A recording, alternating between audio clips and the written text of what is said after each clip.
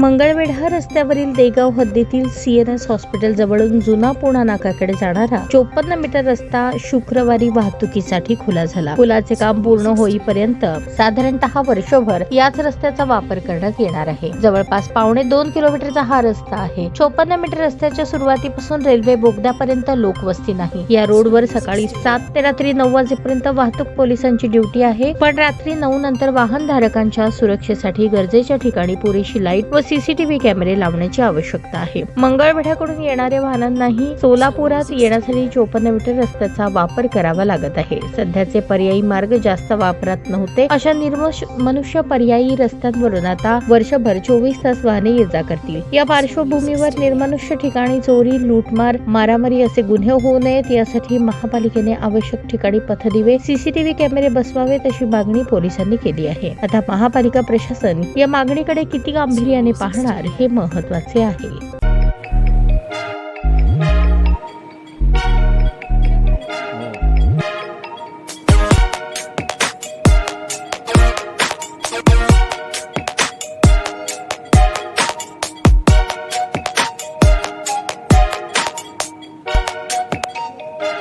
सोलापूर शहरातील सुप्रसिद्ध हॉस्पिटल म्हणजे सेंट्रल मल्टी स्पेशालिटी हॉस्पिटल मागील अनेक वर्षापासून सेवा बजावत आहे। 24 तास इमर्जन्सी सर्व्हिस, मॉडर्न टेक्नॉलॉजी, अनुभवी डॉक्टर्स तसेच अत्याधुनिक तंत्रज्ञान सुविधांनी सुसज्ज स्त्रीरोग प्रसूती विभाग, ऑर्थोपेडिक विभाग, मेडिकल विभाग आणि इतर एकमेव नाव म्हणजे सेंट्रल मल्टी स्पेशालिटी हॉस्पिटल।